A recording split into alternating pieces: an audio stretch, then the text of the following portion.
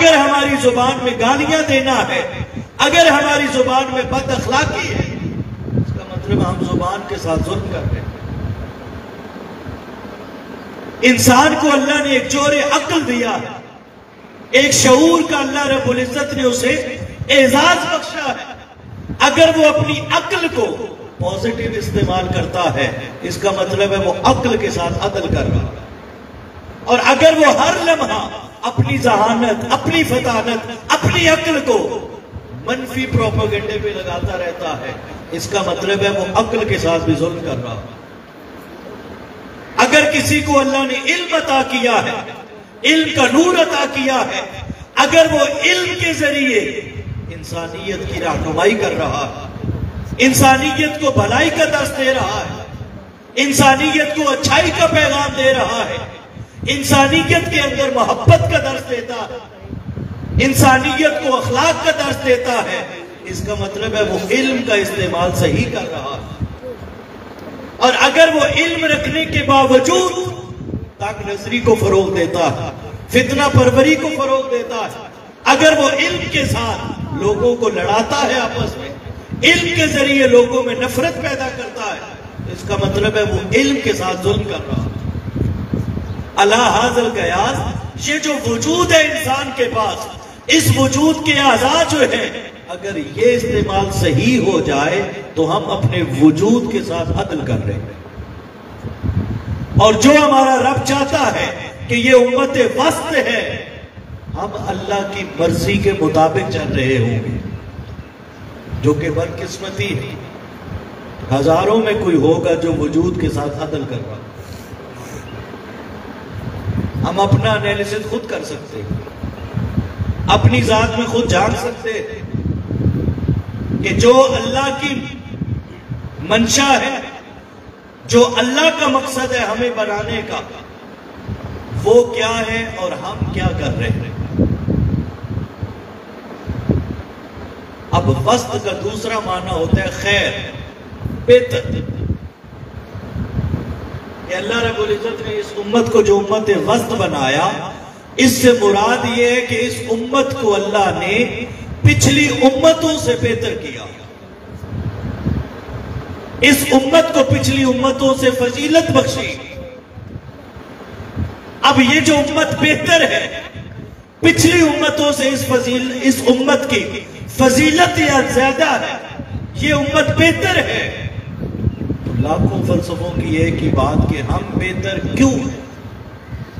ہماری بہتری میں اللہ رب العزت کی ذات گواہ ہے، ہماری بہتری میں ہمارا کوئی کمال نہیں، ہماری بہتری میں صرف ایک ہی شرف ہے، صرف ایک ہی سبب ہے، صرف ایک ہی وجہ ہے کہ ہم کیوں بہتر ہیں۔ ہم فقط اس لیے بہتر ہیں کہ ہم تاجدار کائنات کی امت ہیں۔ یہ امت کیوں بہتر ہے، یہ امت کیوں فضیلت والی ہے، یہ امت کیوں شان والی ہے؟ صرف اس لیے کہ اس امت کو مصطفیٰ کے قدموں کی نسبت حاصل ہے، اس نسبت نے اس امت کو بہتر کر دیا۔ جیسے نبیوں میں، رسولوں میں کوئی نبی اور رسول حضور جیسا نہیں، ویسے امتوں میں حضور کے صدقے کوئی امت اس امت جیسی نہیں۔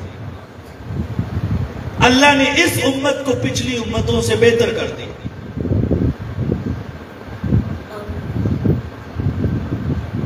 اب سوال ہے کہ ہم بہتر تو ہو گئے اس نسبت کی وجہ سے، کیا ہم پھر اس بہتری کا، اس نسبت کا اپنے وجود میں احساس رکھتے ہیں؟ یہ سوال ہے، کیونکہ حضور کی نسبت وہ نسبت ہے کہ اگر حضور کو دیکھ کر کسی نے کلمہ پڑھ لیا تو اسے صحابی کہتے تھے۔ اسے کیا کہتے تھے؟ صحابی کہتے ہیں۔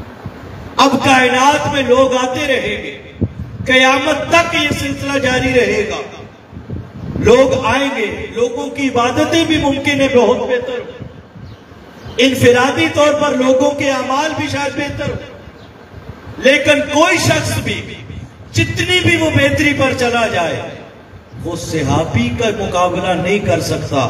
کیوں؟ کہ صحابی کو دیدار مصطفیٰ کی نسبت حاصل ہے. اس نسبت نے صحابی کو ہر ایک سے بلند کر دیا. اب اگر حضور کی نسبت حضور کے خون کو مل جائے تو اسے اہل بیت کہتے ہیں. اہل بیت کے پاس دو شرط کہ وہ حضور کے صحابی بھی ہیں اور وہ حضور کا خون بھی ہے. اب کائنات میں کوئی عبادت میں، علم میں، تقوی میں، طہارت میں اگر کوئی جتنا بھی بڑھ جائے وہ علی جیسا نہیں ہو سکتا، وہ فاطمہ جیسی کوئی خاتون نہیں ہو سکتی، وہ حسنین کریمین جیسے کوئی شہزادے نہیں ہو سکتے. کیوں؟ کیونکہ ان کو مصطفیٰ کے خون کی جو نسبت ہے. آقا علیہ السلام اگر کسی پتھر کو بوسہ دے دے، کائنات میں پہاڑوں کی کوئی کمی ہے؟ پتھروں کی کوئی کمی ہے؟ جس پتھر کو مصطفیٰ کے لب کی نسبت مل جائے اس حجر اسود جیسا کوئی نہیں ہو سکتا. میرے آقا زمین کے جس حصے میں آرام فرما ہے وہ گنبد خضرا کا وہ حصہ، کائنات میں ایسا زمین کا کوئی حصہ نہیں ہو سکتا. کیوں؟ کیونکہ اس حصے کو مصطفیٰ کے وجود کی نسبت حاصل ہے.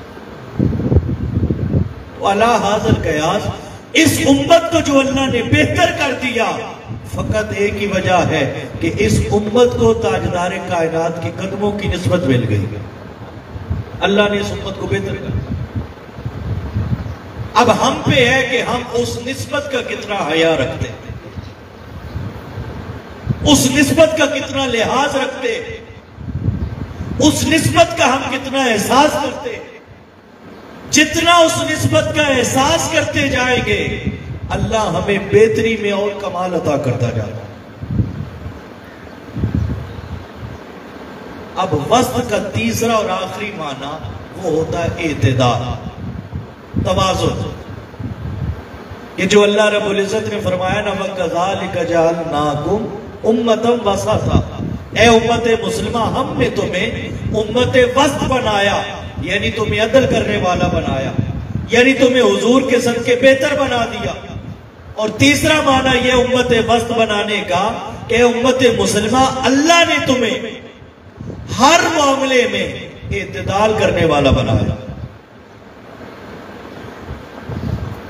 ہر معاملے سے مراد کی چاہے عقائد کی بات ہو، اعمال کی بات ہو، معاملات کی بات ہو، معیشت کی بات ہو، سیاست کی بات ہو، سماج کی بات ہو، جس پہلو کو بھی لے ہر معاملے میں اللہ نے اس امت کو اعتدال کرنے والا بنایا.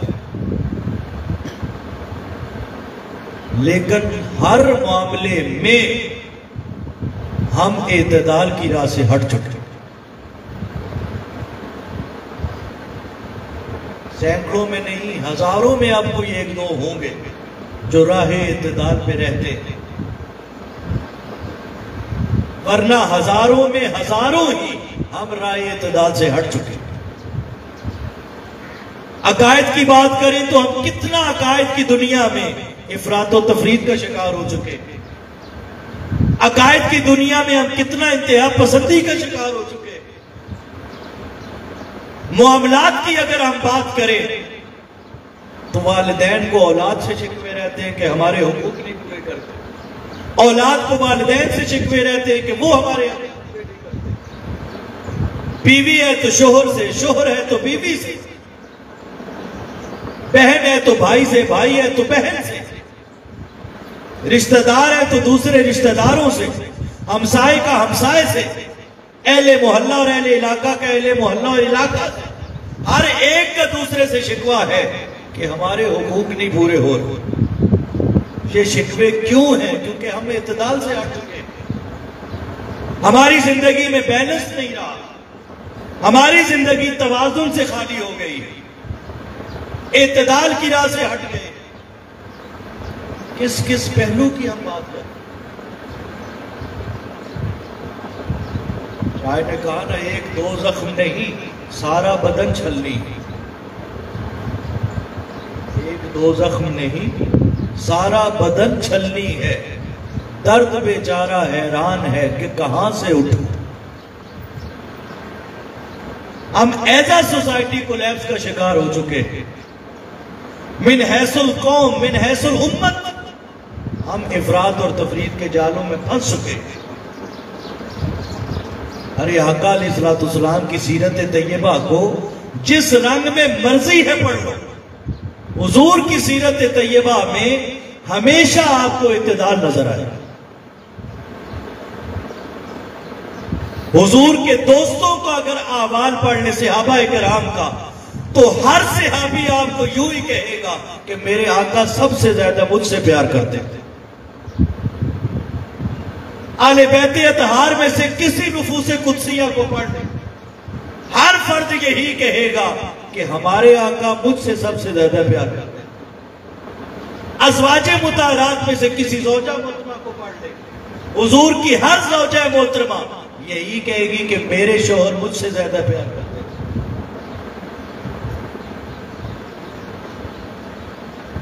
یہ کیا تھا؟ یہ حضور کی طبیعت میں اعتدال ہے، توازن ہے۔ ایک کا حق ادا کرتے ہو حضور دوسرے کی حق تلفی نہیں کرتے تھے۔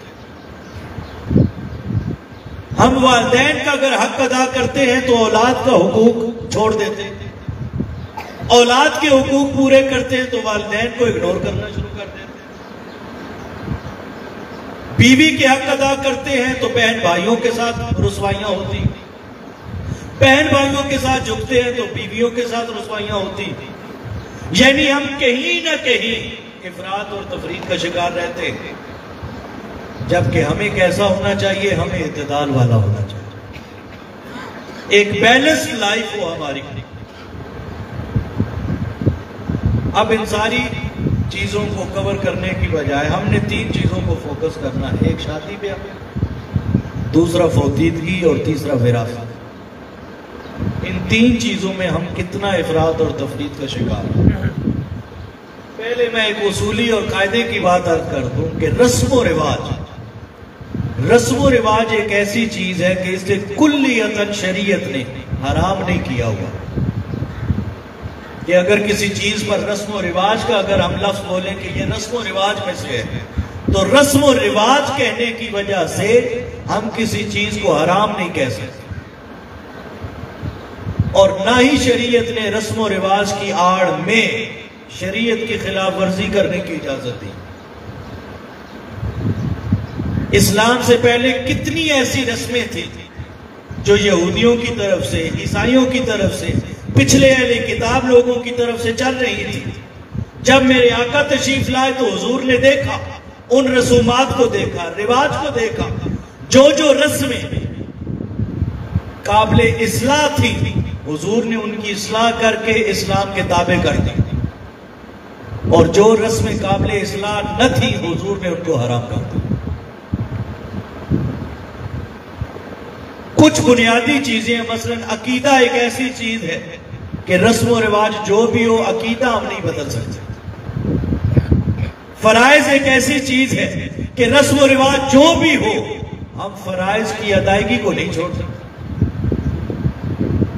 یعنی یہ بنیادی کچھ چیزیں ہیں جن پر رسم و رواج کا اطلاق نہیں ہو۔ باقی جو فروعی چیزیں ہیں، جو فقہی حوالے سے چیزیں ہوتی ہیں، اس میں ہمیشہ رسم و رواج کا لحاظ رکھا جاتا ہے۔ اور حضور علیہ السلام کا ایک مشہور زمانہ قول ہے، حدیث پاک میں حضور نے ارشاد فرمایا، قیامت تک آنے والے مفتیان کے لیے، علماء کے لیے، اساتذہ کے لیے، اہل اقتدار اور منصب کے لیے حضور نے قیامت تک کے لیے ایک جملہ ارشاد فرما کر رہنمائی کی۔ حضور نے فرمایا یسروا ولا تعسروا، کہ قیامت تک لوگ تم سے مسائل پوچھیں گے، احکامات پوچھیں گے، رہنمائی لیں گے۔ حضور نے فرمایا اس طرح کرنا کہ ہمیشہ لوگوں کے لیے آسانیاں پیدا کرنا، لوگوں کے لیے تنگیاں پیدا نہ کرنا۔ بشروا ولا تنفروا، لوگوں کے لیے خوشخبریاں دینا، لوگوں کے لیے نفرتیں نہ پھیلانا۔ پھر جن کے ہم مقلد ہیں، امام اعظم ابو حنیفہ علیہ رحمت، امام شافعی، امام احمد بن حنبل، امام مالک، یہ عربہ کا اس بات پر اتفاق و اجماع ہے، یہ فرماتے ہیں کہ قیامت تک کے لیے کسی قاضی کے لیے، کسی مفتی کے لیے، کسی عالم دین کے لیے یہ جائز نہیں ہے کہ وہ فتویٰ دیتے ہوئے رسم و رواج کا لحاظ نہ رکھے۔ امام اعظم فرماتے ہیں کہ قاضی پر لازم ہے کہ جب بھی وہ فتویٰ دے تو جہاں وہ قرآن و حدیث کو سامنے رکھے وہاں علاقے کے رسم و رواج کو بھی سامنے رکھے، دونوں چیزوں کو ملا کر وہ فتویٰ دے۔ تو کہنے کا مقصد یہ ہے کہ رسم و رواج صرف رسم و رواج ہونے کی وجہ سے حرام بھی نہیں، اور نہ ہی رسم و رواج میں اتنی کھلی چھوٹ دی گئی ہے کہ ہم رسم و رواج کی آڑ میں شریعت کی خلاف ورزی کرتے ہیں۔ اب شادی بیاہ کے فنکشن پہ آئے۔ شادی بیاہ ایک فنکشن ایسا ہے، نکاح کے حوالے سے قرآن مجید ہو یا احادیث مبارکہ ہو، جیسا کہ اللہ رب العزت نے بھی ارشاد فرمایا کہ اگر تم میں سے کوئی نکاح کی عمر کو پہنچے اس کے لیے کیا ہے، فَانْكِحُوا مَا طَابَ لَكُم مِّنَ النِّسَاءِ، کہ وہ عورتوں میں سے جو اسے پسند ہو اس کے ساتھ نکاح کا۔ پھر حدیث مبارکہ کو پڑھیں تو حضور نے اس کے بارے میں متعدد فرامین ارشاد فرمایا۔ مشہور زمانہ آپ کا فرمان النکاح من سنتی فمن راغب عن سنتی فلیس منی، حضور نے فرمایا نکاح کرنا میری سنت ہے، بس جس نے میری سنت سے منہ موڑا وہ مجھ سے ہے۔ پھر حضور نے فرمایا من تزوج فقد استکمل نصف الایمان، حضور نے فرمایا جس نے نکاح کیا اس نے اپنا آدھا ایمان مکمل کر دیا، باقی اس کا آدھا ایمان تقوی میں ہے، وہ جتنا تقوی میں آگے بڑھتا جائے گا باقی آدھا ایمان بھی مکمل ہوتا جائے گا۔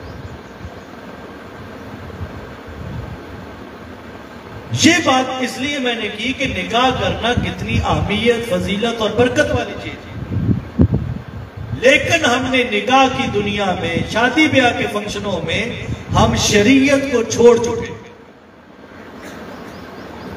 اب شادی بیاہ یا نکاح کی ابتدا ہم کہاں سے کرتے ہیں؟ ہم رشتہ دیکھنے سے کرتے ہیں۔ مل کر بولے کہاں سے کرتے ہیں؟ کہاں سے کرتے ہیں؟ پھر بولیے کہاں سے کرتے ہیں؟ کہ رشتہ دیکھنے سے۔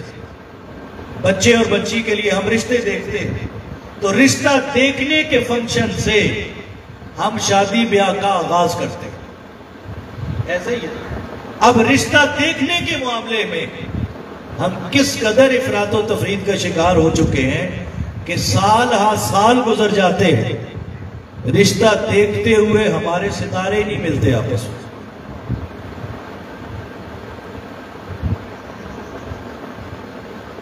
بچے اور بچیاں گھر میں بیٹھے بیٹھے بوڑھے کر لیتے ہیں، سال گزار دیتے ہیں جی ستارے ہی نہیں مل رہے آپ۔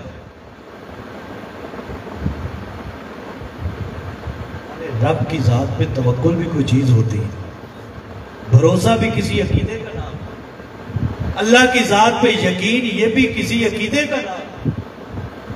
ہمارا یقین رب کی ذات پہ کوئی نہیں، ہمارا سارا یقین ستاروں پہ۔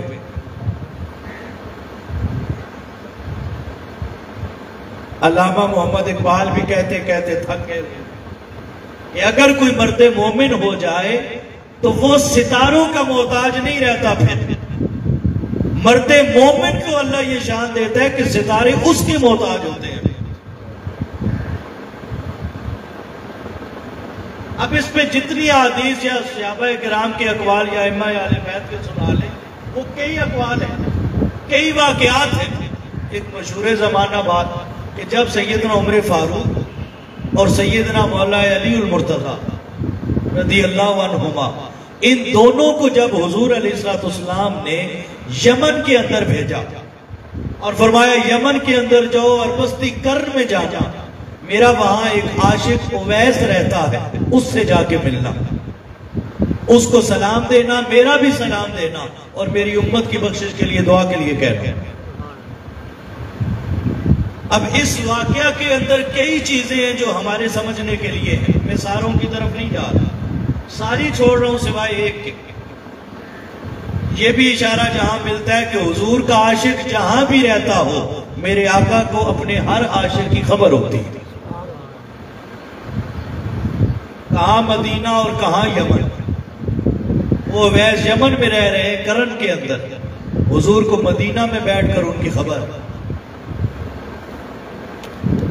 اب جب یہ دونوں صاحبان جب اویس کرنی کے پاس پوچھتے پوچھتے پہنچے تو آگے آ کر دیکھا کہ اویس کرنی نماز پڑھ رہے اور دو بھیڑیے اویس کرنی کی بکریوں کی حفاظت کر رہے۔ بڑے حیران۔ اویس کرنی نے جب سلام پھیرا تو سیدنا عمر فاروق آگے بڑھتے ہیں، سلام کرنے کے بعد آقا علیہ السلام کا سلام عرض کرتے ہیں کہ حضور نے بھی سلام دیا۔ جب باقی بات چیت شروع ہوتی ہے تو عمر فاروق کہتے ہیں بھائی اویس باقی باتیں بعد میں کرتے ہیں، پہلے آپ یہ تو بتا دیں کہ عمر آج تک یہی سمجھتا ہے کہ بھیڑیے اور بکری کی دشمنی ہے آپس میں، یہاں آ کر دیکھا ہے تو یہاں تو دوستی ہو گئی ہے۔ اویس یہ ماجرا سمجھائے کہ یہ کیا ہے؟ اویس کرنی مسکرائے اور فرمایا بھائی عمر، بھیڑیے اور بکری کی دشمنی آج بھی قائم ہے، یہاں جو آ کے دوستی دیکھ رہے ہو اس کی فقط ایک ہی وجہ ہے کہ جب سے اویس نے اپنے آپ کو رب کے سپرد کر دیا ہے، اللہ نے کائنات کی ہر چیز اویس کے سپرد کر دی۔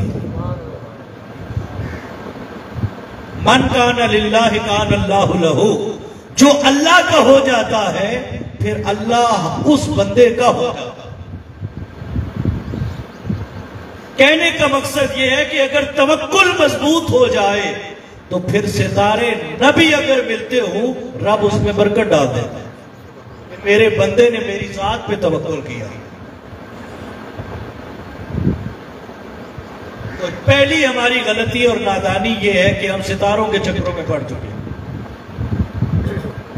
اگلی حماقت جو ہم کر رہے ہیں وہ یہ کہ جس بچے اور بچی کا رشتہ طے کرنا ہوتا ہے انہیں خبر ہی نہیں ہوتی، بڑے جا کر آپس میں رشتے پکے کر دیتے ہیں۔ بچے اور بچی کی طرف سے جی دادا جا رہا ہے یا دادی جا رہی ہے یا نانا جا رہا ہے یا نانی جا رہی ہے، جنہیں اپنی 6 نمبر کی اینکیں لگی ہوتی، وہ جا کے بچوں کے رشتے پکے کر رہے ہیں اور بچوں کو خبر ہی نہیں۔ جب نکاح کے بعد آمنے سامنے آتے ہیں بچہ اور بچی، جب ذہنی ہمانگی نہیں ہوتی، فکری ہمانگی نہیں ہوتی، عقیدے نہیں ملتے آپس میں، اختلاف جنم لیتے اور لا محالہ گھرانوں میں خرابیاں آتی۔ بچے اور بچی بند کمروں میں رکھ کے ہم بڑے طے کرتے ہیں جی ہم نے رشتے کر دیے، اور یہ بھی حماقت ہے کہ ہزاروں میں 2-4 گھرانے ایسے ہوں گے جو بچے سے تو پوچھ لیتے ہیں کہ بیٹا تمہاری کیا مرضی، بچی سے تو ہم پوچھنا گوارا ہی نہیں کرتے۔ کہتے ہیں نہیں بچیوں سے بھی بھلا کوئی رضامندی پوچھتا ہے؟ وہ عورت ذات ہے وہ تو ویسے ہی ناقص العقل ہوتی ہے، اسے کیا خبر رشتے کیا ہوتے ہیں۔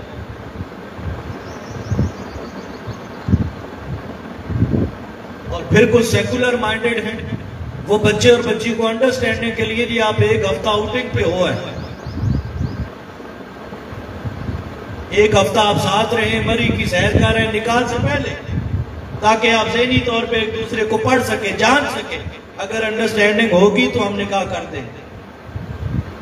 ہم کس طرف چل پڑے؟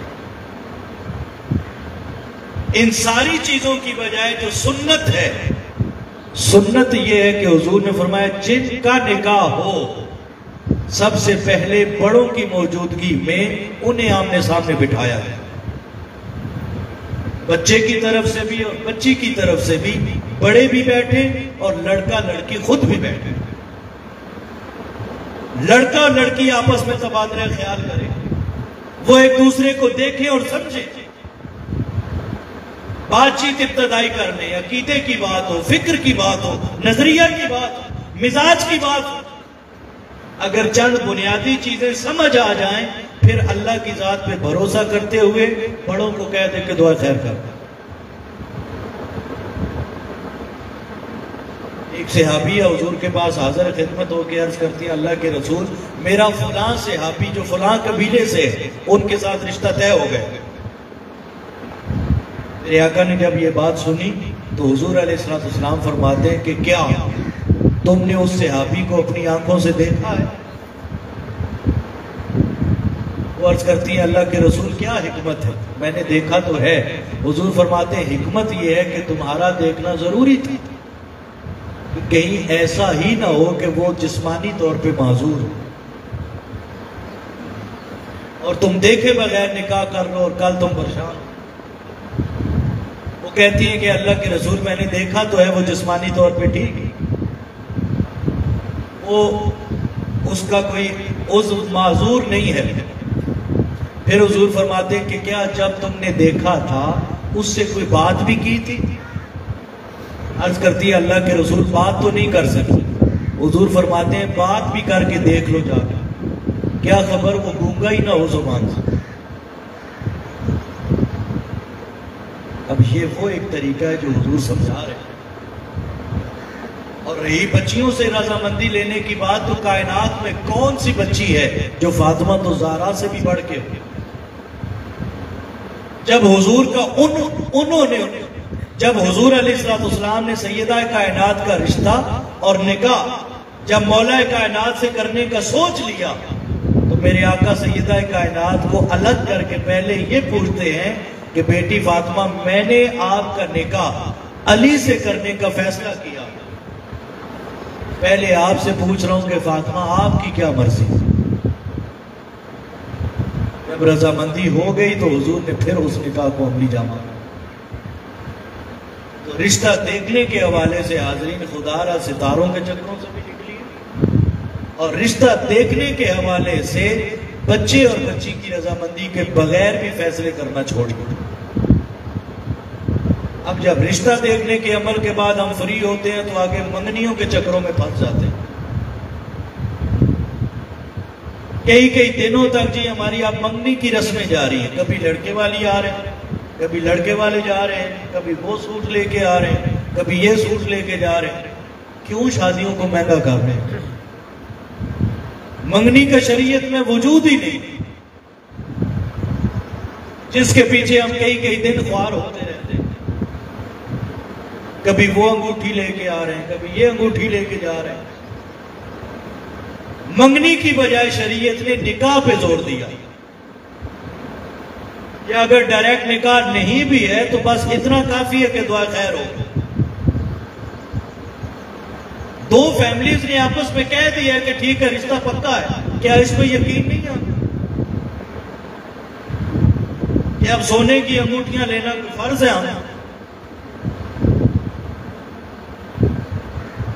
منگنیوں سے نکلتے ہیں تو تیل مہندیوں میں آ کے پھنستے ہیں۔ نہ منگنی کی رسم کی شریعت میں کوئی گنجائش، اور تیل مہندی تو ازر شرع بھی حرام ہے۔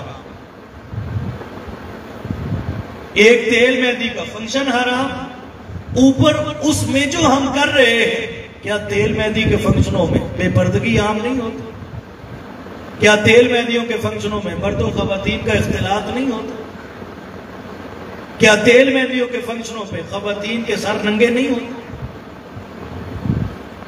کیا تیل مہندیوں کے فنکشنوں پہ ہم لاکھوں روپے ضائع نہیں کر رہے ہوتے؟ یعنی ہم ایک حلال اور جائز چیز کی ابتدائی حرام کاریوں سے کر رہے ہیں۔ کیا ہم اتنا نہیں کر سکتے کہ تیل مہندیوں سے جان چھڑائیں اور یہ عہد کر لیں آج کہ ہم تیل مہندیوں پہ لاکھوں لگانے کی بجائے وہی لاکھوں روپے اکٹھے کر کے کسی غریب کی بیٹی کی مدد کریں؟ اگر رب نے دیا ہے تو تیل مہندی نہ کریں، تیل مہندی کرنے کی بجائے یہ عہد کر لیں کہ اللہ کے رسول نکاح کرنا آپ کی سنت ہے، ہم آپ کی سنت کی ابتدا تیل مہندیوں سے نہیں، ہم آپ کے نام کی محفل نعت سے کر لیتے ہیں۔ جب یہ نیت آ جائے گی تو پھر ہم سوچ بھی نہیں سکتے نکاح میں کتنی برکتیں آتی ہیں۔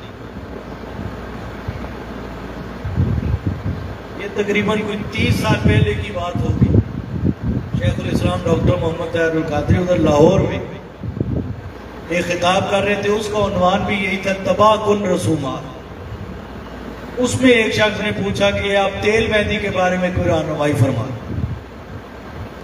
اس پہ شیخ الاسلام صاحب فرماتے ہیں کہ تیل مہندی بھی ہے، پھر اپٹن بھی ہے، پھر مائیوں بھی ہوتا۔ آپ نے فرمایا میں نے تاریخ کا مطالعہ کیا تو مجھے تاریخ میں ہمایوں کا نام تو ملتا ہے، یہ مائیوں کا تو میں نے نام بھی نہیں پڑھا آج تک، جن رسموں میں ہم آگے پھنس چکے۔ تیل مہندیوں سے جان چھوٹتی ہے تو ہم بارات کے فنکشنوں میں آ کے پھنس جاتے ہیں، اور بارات کا فنکشن بھی ہم کتنا مہنگا کرتے ہیں، لڑکی والوں کا کوئی احساس ہی نہیں ہوتا الا ماشاء اللہ۔ وہ کہہ کے تھک جاتے ہیں کہ آپ 50-60 بندے لے آئیں یا 100 لے آئیں، کہتے ہیں نہیں ہم 200 بندے ہی لائیں، ہماری یہ خاندان میں ناک کٹتی، پتہ ہے کھانا کون سا پلے سے کھلانا ہے، بھلے 300 لے، لڑکی والے جانے اور کھانا جانے۔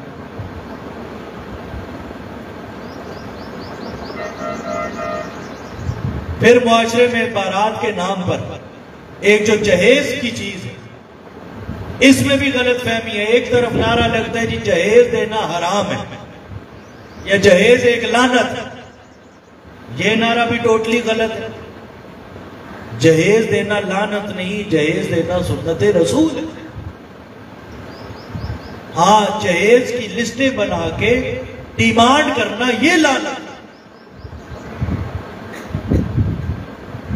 جتنی توفیق ہو جہیز دینا سنت رسول۔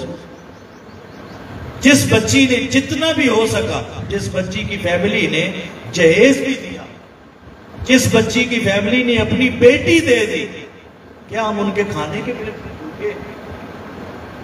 حق تو یہ ہے کہ لڑکے والے جرت کا مظاہرہ کریں اور کہیں کہ آپ 50 کہہ رہے ہیں ہم 40 بھی لانے کو تیار۔ اگر شان بڑھانی ہے تو ولیمہ آپ کے پاس، اس میں 100 نہیں 600 بندہ بولا، اس میں پتہ ہے نا جیب سے کھلانا۔ جب ولیمے کی بات آتی ہے تو لسٹیں ہم شروع کرتے ہیں امیروں سے کہ ہمارے رشتہ داروں میں امیر کون کون سے ہیں، کون کون بندہ آ کے اچھی سلامی دے کے جائے گا، ہم لسٹیں ان سے شروع کرتے ہیں۔ اور جب غریب رشتہ داروں کی باری آتی ہے تو ہم کہتے ہیں تعداد پوری ہو گئی۔ میرے آقا نے فرمایا کہ ولیموں میں سب سے بدترین کھانا اس ولیمے کا ہے جس میں غریب رشتہ داروں کو نکال دیا جائے۔ ہماری عجیب و غریب رسومات۔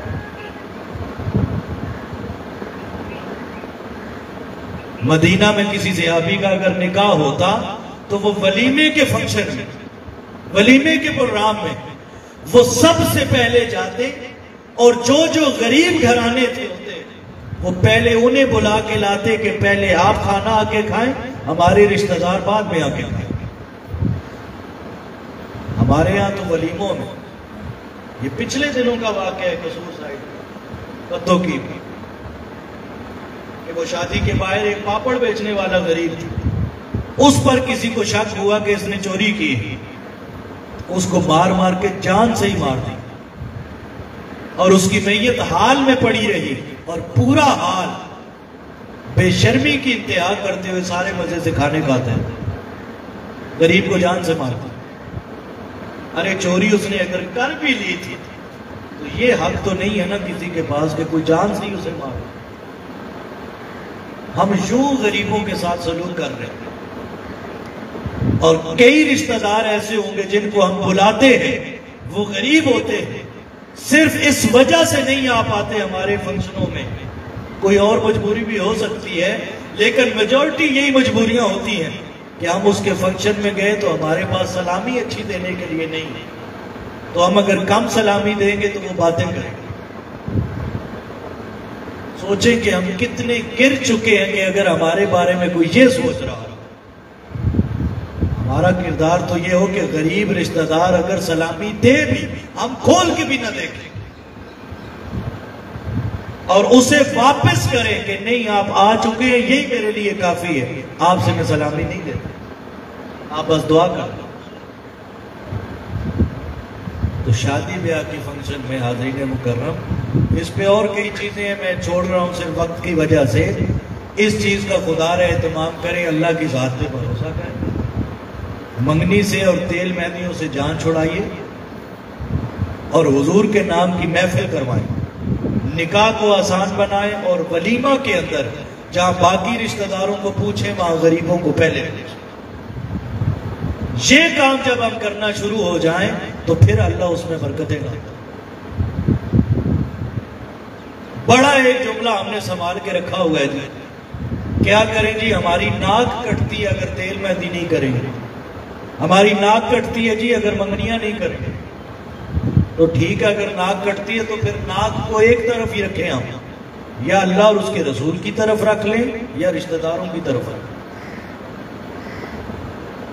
یہی رشتہ دار ہیں جن کی خاطر ہم اللہ اور اس کے رسول سے بھی دور ہیں، اللہ اور اس کے رسول سے بے وفائیاں بھی کرتے ہیں، ان کے احکامات کی خلاف ورزیاں بھی کرتے ہیں، اور آپ گھر کے اندر بھوک سے بھی مر جائیں یہ رشتہ دار آپ کی خبر بھی نہیں لیں گے، جن کی خاطر ہم سارا کچھ کر رہے ہیں۔ لہذا کسی سے وفاداری بعد میں کریں، سب سے پہلے اللہ اور اس کے رسول سے وفاداری کریں۔ دوسری چیز جس میں ہم رسوم و رواج کے اندر افراد اور تفرید کا شکار ہیں وہ ہماری فوتیدگیاں ہیں، جیسے ہم فوتگی کہتے ہیں۔ ہم نے آج کے دور میں جینے سے زیادہ مرنا مشکل بنایا ہوا۔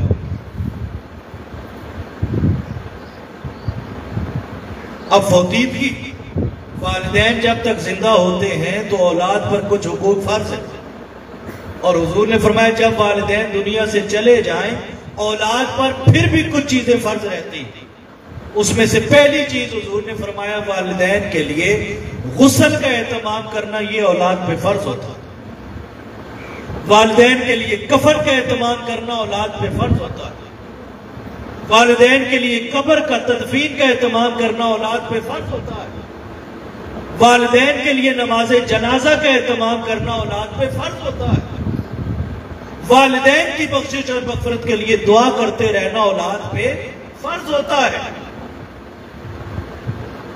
اور والد کا اگر کوئی دوست آ جائے یا ماں کی سہیلی آ جائے، والدین کے دوستوں کا احترام کرنا بھی والدین کے مرنے کے بعد یہ بھی اولاد پہ فرض ہوتا ہے۔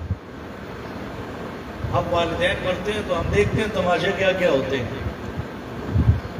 گھر کے اندر باپ یا ماں کی میت پڑی ہے، اولاد کو غسل دینا بھی نہیں آتا،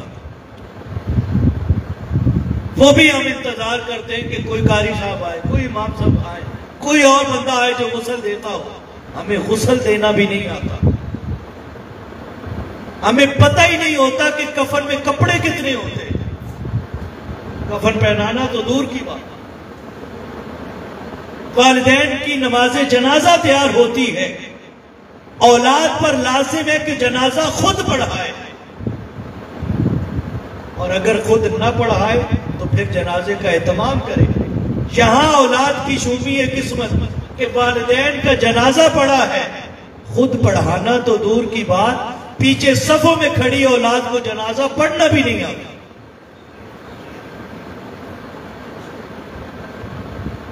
کیا اسی لیے تقدیر نے چنوائے تھے دن کے کہ بن جائے نشیمن تو کوئی آگ لگا؟ کیا والدین اس لیے پالتے رہے ہمیں عمر بھر؟ کیا باپ خون پسینے کی کمائی اس لیے آ کے کھلاتا رہا؟ کیا ماں گھر کے اندر مشقتیں اس لیے برداشت کرتی تھی کہ ہم مریں گے تو ہماری اولاد یہ سلوک کرے گی ہمارے ساتھ؟ سوچے نا کہ وہ والدین کی روح ہے کتنا تڑپتی ہوں گی جب بیٹے یا بیٹی کو غسل دینا بھی نہیں آتا، کفن پہنانا نہیں آتا، بیٹے کو جنازہ پڑھانا یا پڑھنا نہیں آتا، اور بیٹے کو اتنی توفیق نہیں اولاد کو کہ وہ والدین کے بعد ان کے لیے دعائے مغفرت کر سکتے۔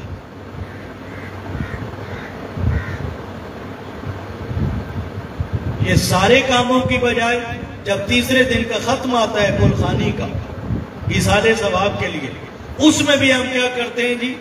فلاں مسجد سے بھی بچوں کو بلائیں، فلاں در سے بھی بچوں کو بلائیں، فلاں جگہ سے بھی بچوں کو بلائیں، وہ آ کے پڑھتے ہیں۔ اولاد کو تب بھی توفیق نہیں کہ وہ ان کے ساتھ بیٹھ کر وہ بھی پڑھتے۔ ارے اگر اولاد نے خود نہیں پڑھنا اور بچوں کو قرآن پڑھانا ہے آ کے بلوا کر، کہ وہ آ کر قرآن خوانی کرے، تو اس سے بہتر ہے کہ آپ قرآن خوانی کرنے ہی چھوڑ دیں۔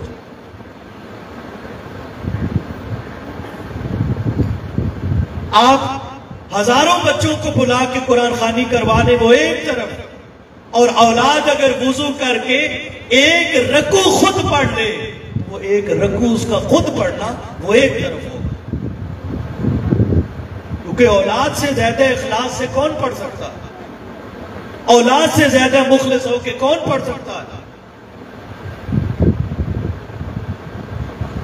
والدین جب دفناتے ہیں تو 2 دن ہم کچھ نہیں کرتے، تیسرے دن جی آ جائیں جی سارے قرآن خوانی کرتے ہیں۔ سوال ہے کہ 2 دن اولاد کی گونگی ہو گئی ہے زبان، وہ 2 دن کیوں نہیں پڑھتے؟ اس سے یہ مراد نہیں ہے کہ ایصال ثواب جائز نہیں ہے، ایصال ثواب پر کوئی اختلاف نہیں ہے کسی کا بھی۔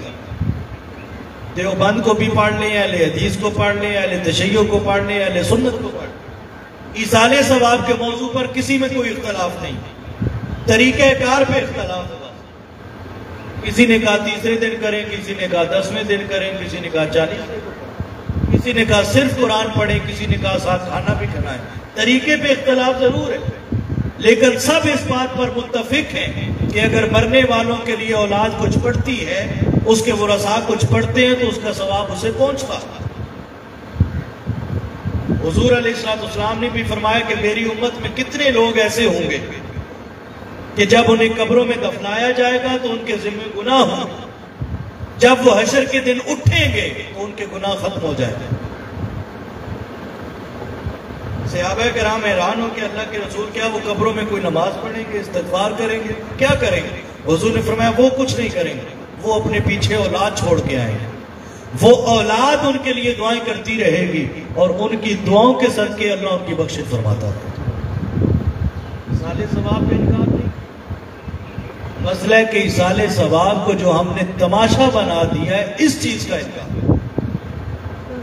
اگر کوئی مالی طور پہ کمزور ہے تو میں نے کئیوں کو دیکھا ہے ادھار اٹھا کر قرآن خوانیاں کرواتے ہیں اور بعد میں مہینے لگا کے ادھار اتارتے رہتے ہیں۔ ایسی قرآن خوانیاں خدا را نہ کیجیے، اپنے آپ کو کیوں مشکل میں ڈالتے ہیں؟ ادھار اٹھا کر قرآن خوانیوں سے کہیں بہتر ہے کہ آپ گھر کے اندر سارے گھر والوں کو کہیں کہ سارے وضو کر کے آئیں، سب کو کہیں کہ قرآن مجید کا ایک رکوع پڑھیں، سب جب رکوع پڑھ لیں تو مل کر دعا کر دیں۔ یہ آپ لاکھوں لوگ بھی بلا لیں، اس سے کہیں بہتر ہو، آسان بنائیں۔ اور اگر اللہ نے وسائل دیے ہیں تو پھر لوگوں کو بلا کے کروا دیں، لیکن مشکل میں تو نہ ڈالیں اپنے۔ اور آخری چیز وراثت، وراثت کے معاملے میں بھی ہم اسی طرح افراط و تفریط کا شکار۔ پہلی بات ہے یہ نشیر رکھ لیں، قرآن مجید میں کتنی چیزیں ایسی ہیں کہ جن کا اللہ نے حکم دیا وہ ہم پہ فرض بھی ہے، لیکن اللہ نے صرف حکم دیا، تفصیل نہیں بیان کی۔ اقیم الصلاۃ کا حکم ہے، لیکن نماز کیسے پڑھنی ہے، کتنی رکعتیں ہیں، کب پڑھنی ہے، یہ تفصیلیں نہیں۔ آت الزکاۃ حکم ہے، زکوٰۃ دو، کل کا موضوع بھی یہی ہے، زکوٰۃ کی اہمیت، فضیلت اور اس کے مسائل۔ محترم علامہ ثناء اللہ ربانی صاحب وہ تشریف لائیں گے اور خطاب کریں گے، کل کا وہ موضوع تفصیلاً ہو۔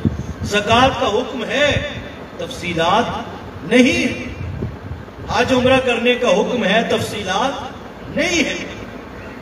یعنی جتنی چیزیں ہیں اللہ نے اجمالاً حکم دیا، تفصیل قرآن میں نہیں ہے، تفصیل حدیث سے ہے۔ وراثت ایک ایسی چیز ہے کہ اللہ نے اس کا حکم بھی دیا ہے اور اس کی تفصیل بھی خود بیان کی۔ یہ ہمارے لیے ایک پیغام ہے اور سبق ہے۔ ہم کیا کرتے ہیں کہ ہم وراثت کے حوالے سے اس کو سمجھتے ہی نہیں ہے کہ یہ بھی کوئی شرعی چیز ہے، اور وراثت میں بھی اکثریت ہے، ہم بچیوں کے ساتھ اور خواتین کے ساتھ زیادتی کرتے ہیں۔ اب یوصیکم اللہ فی اولادکم للذکر مثل حظ الانثیین، اگر چوتھے سپارے کا یہ سیکنڈ لاسٹ رکوع پڑھیں، آپ کو پڑھ کے یہ چیز کلیئر ہو جائے گی کہ کہ اللہ نے جب وراثت کی بات سمجھانا چاہی تو اللہ نے مرد کو مثال بنا کر بات نہیں سمجھائی. اللہ نے وراثت کے مسائل سمجھانے کے لیے عورت کو مثال بنا کر مردوں کو بات سمجھائی. یہ اللہ کا انداز اس چیز کا تقاضا کرتا ہے کہ وراثت کے معاملے میں اللہ عورت کے حوالے سے ہمیں خبردار کر رہا ہے. ہم وراثت کی دنیا میں نہ ماں کی پرواہ کرتے ہیں، نہ بہن کی پرواہ کرتے ہیں، نہ بیوی کی پرواہ کرتے ہیں، نہ بیٹی کی پرواہ کرتے ہیں. ہم سمجھتے ہیں کہ شاید وراثت میں ان کا سرے سے حق ہی کوئی نہیں. سارا حق وہ بیٹے، بھائی، باپ ان کا ہے. اور ایک اور المیہ یہ بھی ہے کہ بیٹی کو جہیز دیتے ہیں اور جب وراثت کی بات آتی ہے تو بڑی آسانی سے کہہ دیتے ہیں بیٹا آپ کو جہیز جو دیا تھا وراثت کیا کرنی ہے آپ. جہیز ہم دیتے ہیں اپنی مرضی سے، وراثت اس کو دینی ہے اللہ کے حکم سے. جہیز آپ لاکھوں کا نہیں کروڑوں کا بھی دے دیں، جہیز دے کر ہم وراثت سے بری و ذمہ نہیں ہو سکتے. وراثت دینی پڑے گی، نہیں دیں گے تو مجرم. صرف ایک ایسی چیز ہے کہ اگر والدین معاشی طور پہ کمزور ہیں، فرض کرتے وہ فائنینشلی طور پہ سٹرونگ نہیں ہے، پور ہے، وہ اب ایک ہی چیز دے سکتے ہیں، یا بیٹی کو وراثت دے سکتے ہیں یا اسے جہیز دے سکتے ہیں. تو ان والدین کے لیے شریعت نے ایک چیز دی ہے کہ وہ بیٹی کو اپنے پاس بٹھا کر اسے پہلے بتائیں کہ بیٹا آپ جانتی ہیں ہمارے حالات ایسے نہیں. اب دو ہی چیزیں ہیں کہ ہم آپ کو اگر جہیز دیتے ہیں تو وراثت نہیں دیتے، اور اگر وراثت دینی ہے آپ کو تو پھر جہیز نہیں دیتے. اب آپ اجازت اگر دیں تو ہم آپ کی وراثت کے حصے میں سے آپ کا جہیز بنا دیتے. اگر بیٹی اجازت دے تو تب جائز ہے والدین کے لیے کہ وہ وراثت کا پیسے سے جہیز بنا.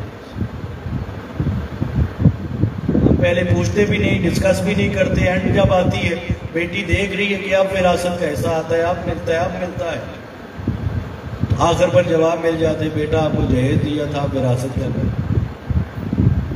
اور دوسرا کام یہ ہے کہ ہم وراثت سے بچنے کے لیے بچیوں کو گھر میں بٹھا کے بوڑھا کر دیتے ہیں، ان کی شادیاں ہی نہیں کرتے. اور تیسرا تماشا یہ بھی ایک ہوتا ہے کہ بچیوں کو گھر میں بٹھا کر یہ کہتے بیٹا آپ کی شادی ہم نے قرآن سے کر دی، آپ کی شادی ہم نے جی دین سے کر دی ہے، اب آپ کو شادی کی ضرورت نہیں. یہ سب تماشے ہوتے ہیں وراثت سے بچنے کے لیے. ارے قرآن شادیوں کے لیے نہیں ہے، قرآن پڑھنے کے لیے. دین شادیوں کے لیے نہیں، دین عمل پیرا ہونے کے لیے. تو حاضرین و سامعین میں اس چیز پہ ختم کرتا ہوں. تین چیزیں ہم نے فوکس کر کے سمجھی: شادی بیاہ، فوتیدگی اور وراثت. کہاں کہاں افراد و تفرید کا شکار ہے.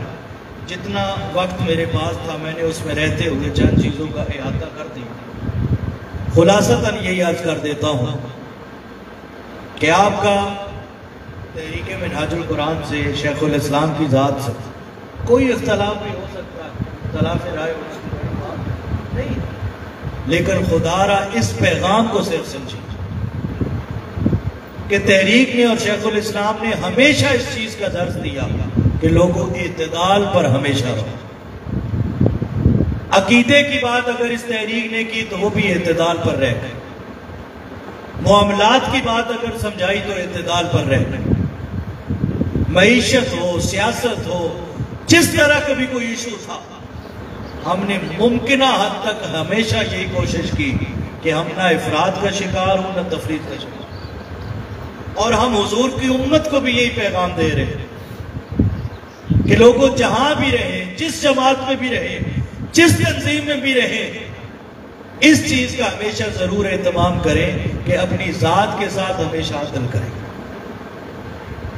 نسبت رسول جو ہمیں حاصل ہے اس نسبت کا حیا کر، اور اللہ نے جو ہمیں اعتدال والا بنایا ہمیشہ اس اعتدال کی راہ پہ رہے. اگر یہ کام ہم کرتے رہیں گے تو اس میں ہماری کامیابی ہے، اور اگر ہم نہیں کریں گے تو اس سے بگڑنا شریعت کا کچھ نہیں، بگاڑ ہمارے لیے، اور جو ہم دیکھتے ہیں کہ ہم بگڑ چکے، آئے روز کیا کیا تماشے ہو رہے، چاہے ملکی حوالے سے ہو، سیاسی حوالے سے ہو، پولیٹکس کی دنیا ہو، مذہب کی بات ہو، کوئی دینی جماعتوں کی بات ہو، آئے روز کیا کیا ہم تماشے دیکھتے ہیں، وہ ہم بہتر کرتے ہیں۔ ان ساری چیزوں سے خدا را دامن چھڑائیے، اپنا چہرہ صرف اللہ اور اس کے رسول کی طرف کریں۔ ہم اپنی وفاداری صرف اللہ اور اس کے رسول کے لیے خالص کر سکتے ہیں۔ یہ کام ہم کر لیں گے تو دنیا اللہ رب العزت ہمارے پیچھے چلا دے گا، اور اگر ہم دنیا کے پیچھے بھاگیں گے اللہ اور اس کے رسول کو چھوڑ کر تو دنیا ہاتھ نہیں آئے گی، دنیا اور آگے بھاگتی ہے۔ مولا کائنات سیدنا علی المرتضیٰ آپ دنیا کو مخاطب کر کے اکثر یہ جملہ بولتے تھے، ایھا الدنیا طلقتک ثلاثا، اے دنیا علی تیری حقیقت کو سمجھتا تھا، لہٰذا علی تجھے 3 طلاقیں اکٹھی دیتا ہے۔ آپ فرماتے ہیں علی دنیا تمہارے پیچھے نہیں بھاگے گا، اس لیے کہ علی جانتا ہے اگر تمہارے پیچھے بھاگوں گا تو تم کسی کے ہاتھ نہیں آتی، تم اور آگے بھاگو گے، اس لیے علی تم سے منہ موڑ کر دنیا والے کی طرف منہ کر چکا ہے، اب دنیا مجبور ہے کہ وہ علی کے پیچھے بھاگے، لہذا ہم دنیا کی وفاداریوں کی بجائے اللہ اور اس کے رسول کے وفادار بنیں۔ یہ کام کریں گے تو اس میں ہی برکت ہے، اس میں ہی عافیت ہے، اس میں دنیا قبر اور حشر کی کامیابی۔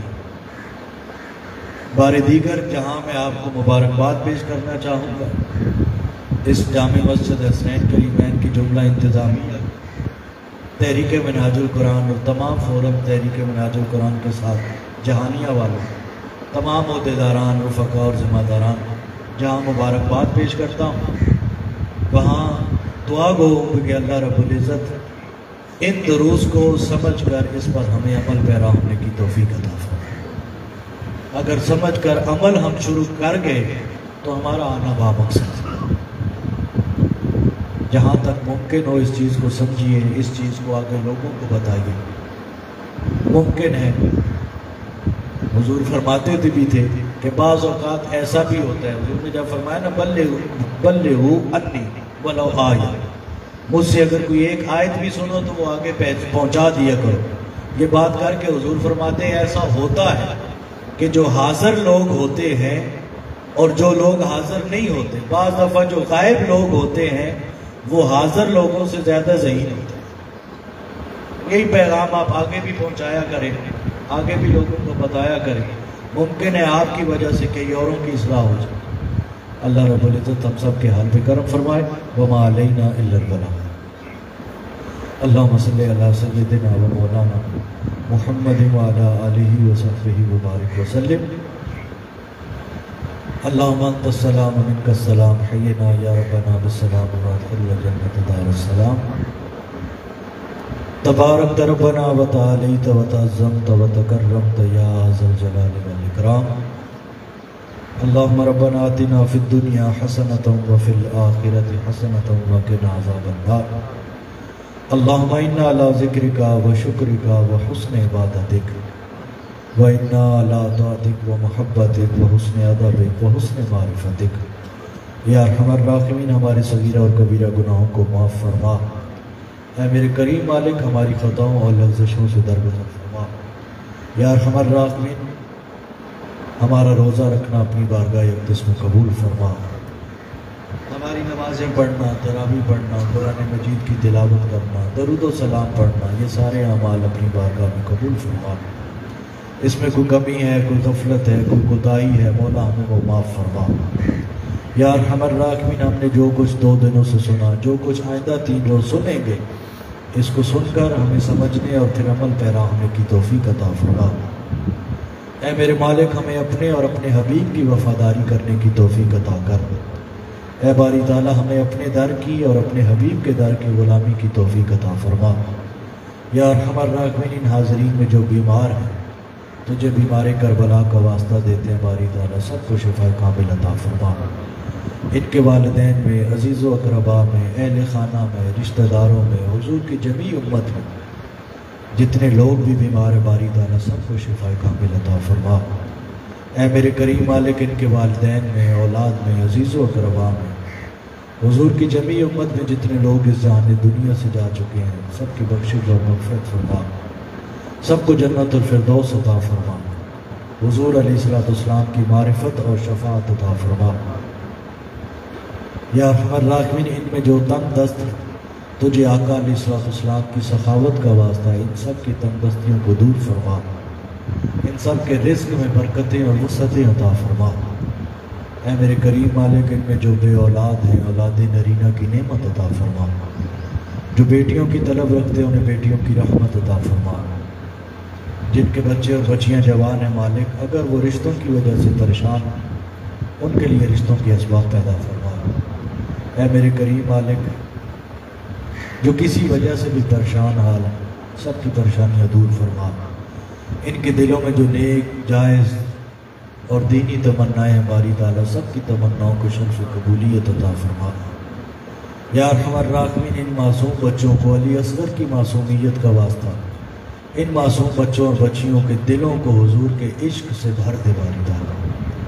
جتنے میرے جوان بھائی اور بہنیں بیٹھے ہیں باری تعالیٰ علی اکبر کی جوانی کا واسطہ، سیدہ کائنات کی سیرت طیبہ اور طہارت کا واسطہ ہمیں باری تعالیٰ اپنے کردار میں پاکیزگی عطا فرما، ہماری سیرت کو حسن عطا فرما۔ یا ارحم الراحمین جتنے بزرگ بیٹھے ہیں ان کا سایہ ان کی اولاد اور اہل خانہ پر سلامت رکھنا، اس مسجد کو آباد فرما، اس کی انتظامیہ کے گھروں کی خیر فرما، تحریک منہاج القرآن اور جملہ فورم جہانیہ والوں کی خیر فرما باری تعالیٰ۔ یا ارحم الراحمین قرآن مجید کی ہمیں تلاوت کرنے کی، اس تلاوت کو سمجھنے کی، اس پر عمل کرنے کی توفیق عطا کر، ہماری زندگی میں باری تعالیٰ نماز پنجگانہ کی پابندی آ جائے، ہماری زبان کو قرآن مجید کی تلاوت اور حضور کے درود و سلام کی لذت نصیب ہو جائے، ہمارے دلوں کو حضور علیہ السلام کی غلامی اور وفاداری نصیب ہو جائے۔ یا ارحم الراحمین جو بے گھر ہیں انہیں اپنے گھر عطا فرما، جو بے در ہیں ہم سب کو اپنا اور اپنے حبیب کا در عطا فرما، ہم سب کو مکہ اور مدینہ کی حاضری عطا فرما۔ یا ارحم الراحمین تحریک منہاج القرآن جو اس رمضان میں 50 شہروں میں یہ دروس قرآن کا اہتمام کر رہی ہے باری تعالیٰ یہ ساری کاوشیں اور خدمتیں قبول فرما، ہمیں باری تعالیٰ اور کچھ نہیں چاہیے صرف تیرے اور تیرے حبیب کی رضا چاہیے باری تعالیٰ۔ تحریک منہاج القرآن کی خیر فرما، حضور شیخ الاسلام کی خیر فرما۔ یا ارحم الراحمین ملک پاکستان، عالم اسلام اور عالم انسانیت کی خیر فرما۔ لی خمسۃ لطفی بیا حر الوباء الحاتمہ المصطفیٰ والمرتضیٰ وابناہما والفاطمہ وصلی اللہ تعالی علی خیر خلقہ سیدنا و مولانا محمد وآلہ وصحبہ